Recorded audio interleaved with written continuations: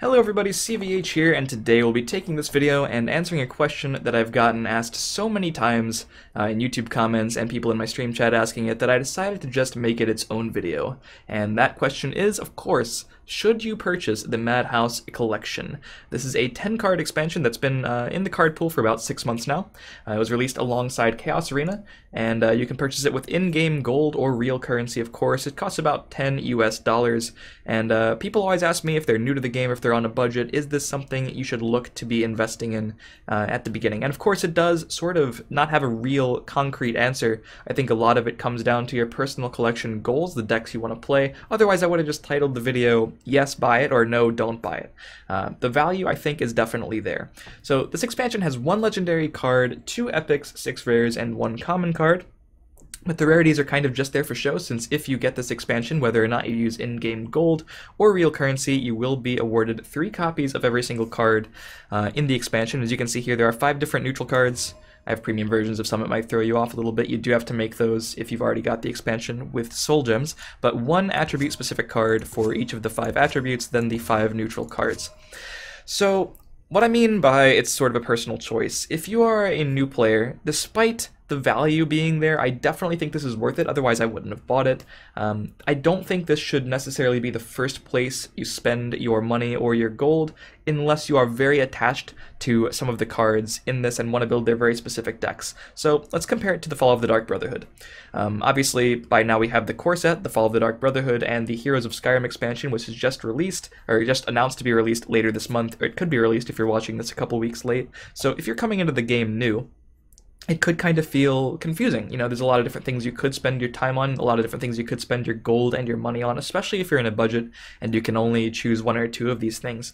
The Fall of the Dark Brotherhood expansion really did impact the meta significantly. A lot of the tier 1 and tier 2 decks, the pillars of the metagame, did significantly change the way they look. The expansion is bigger, the expansion has more cards that really just fit into so many decks that are already existing. While the card design in Madhouse, I continue to say it's very good card design. They're very interesting and intriguing cards.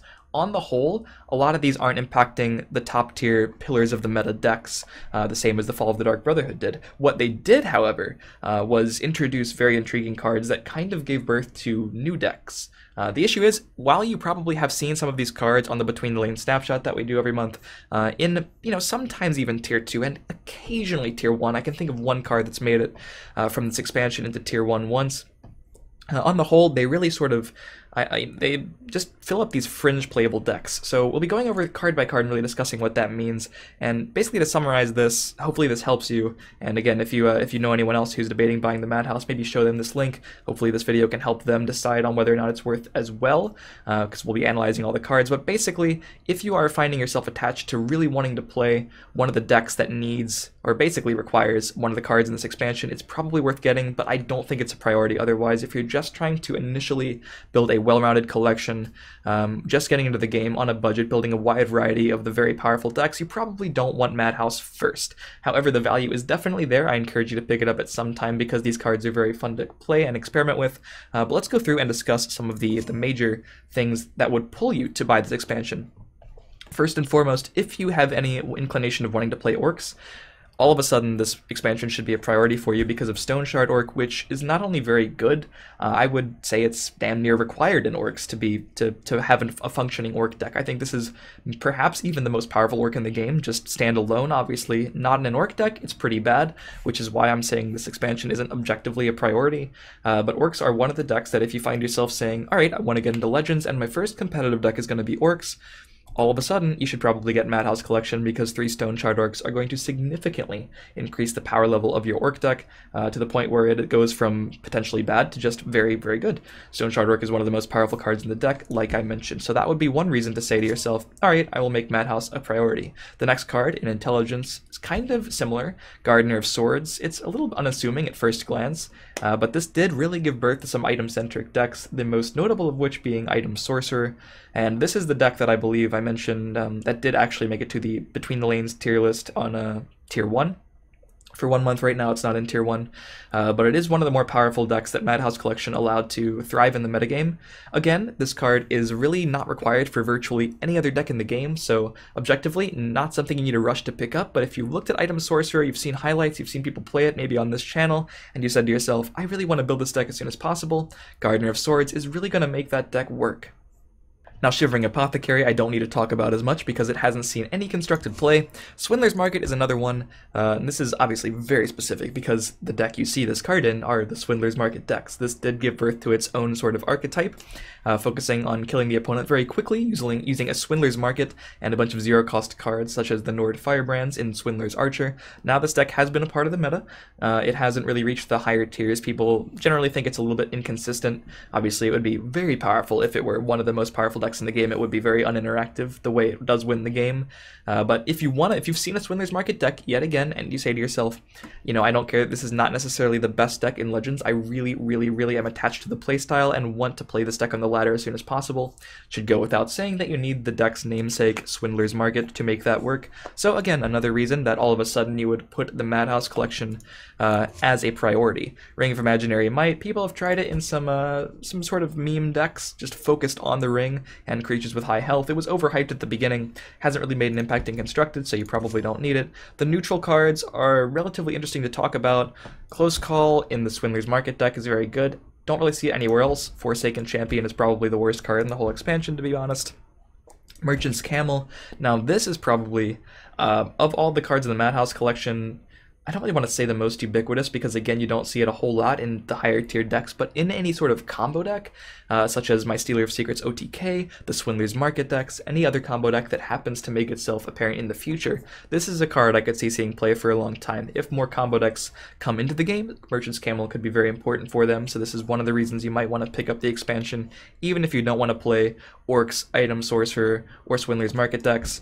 And then there are two other sort of moderately playable decks that you have seen in the meta before. The Altar, which is the namesake and the pinnacle card of the Altar of Despair decks, focusing on a very slow game plan revolving around a lot of value with the Altar of Despair, just getting out your powerful creatures turn after turn. Not really a high tier deck at any point in the game. I don't expect that to really change, but if you really want to play Altar, you should pick up the Madhouse Collection. Illusionary Mimic is another card that was built around, and this to some success. Mid-range Archer has, there have been some variants of that, focusing on the charge keyword in particular. Also, basically any mid-range deck with agility has tried Mimic at one point. I've seen Monk, I've seen Scout, and that's because of cards with double keywords like Giant Bat and Territorial Viper, giving the charge and an additional keyword as well to the Mimic. And while that is a very powerful turn, Illusionary Mimic decks are still regarded as a little bit less consistent than their non-Mimic counterparts. You'd still rather probably play mid-range Archer than Mimic Archer. You'd still rather probably play a mid-range Monk than a Mimic Monk. But this is one card that if you're really attached to building around it and you think this would just be a really fun deck to play, all of a sudden you need this to make it work. You don't just shove your deck full of Giant Bats and Territorial Vipers and not play Illusionary Mimic, basically. So this is another card that you would want to think about. So basically what I'm trying to say is, while I wouldn't worry about this when you're first getting into the game if you want to build a well-rounded array of decks, this expansion does have a lot of value, does have a lot of interesting cards, and does allow you to build a lot of interesting decks that just really aren't part of the meta currently. Like, if you don't want to play Orcs or Item Sorcerer, I really wouldn't worry about the other cards too much, unless you really feel attached to just experimenting and then having some fun with Illusionary Mimic or Swindler's Market or Ring of Imaginary Might or something. This expansion is required for a certain few decks, but if you're just looking to be some competitive on the ladder when you're first starting, this is probably not the first thing I'd invest in. The first thing I would invest in currently would be core set packs, arena runs, and the Fall of the Dark Brotherhood as soon as possible, and when Heroes of Skyrim comes out, depending on what that expansion looks like, probably those packs as well before the Madhouse Collection. But hopefully this gave you a little bit of insight into how these cards are currently used in the meta. Like I said, they've been a part of the meta for about 6 months now, so where they are currently is where I expect them to stay. Again, if you're playing Orcs, you want Madhouse. If you want to play an item deck, you want Madhouse. If you really want to play a Swindler's Market, Illusionary Mimic deck, or Altar deck or something like that, that's not really as part of the meta as the item decks and the Orc decks have been, then also Madhouse Collection is something to consider. But really for those kinds of decks like Orcs and Item Sorcerer are the two currently that would really make you think that this is a priority to get. So hopefully this helped you. As always, if it did, feel free to leave a like. Share it with anyone who you know who've been asking that question, whether or not they should purchase Madhouse Collection. It can be tricky when you're getting into the game to really know where you're spending your money, where you're spending your gold. You can kind of feel pulled in all directions. So I really really hope this helped you out. Good luck getting into the game. Feel free to subscribe to the channel for more content for Legends every single day. Follow my stream in the description, and I'll see you guys next time.